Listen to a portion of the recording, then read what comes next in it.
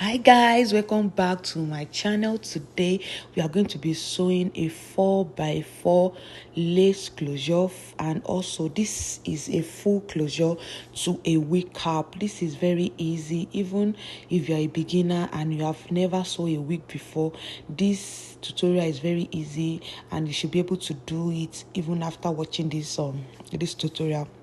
So the first thing I did is to pin down on some important places, just to make things easier for me when I'm sewing. For those that do watch my tutorial, you know that I emphasize the use of pin while you are making wig, just to make things easy for you.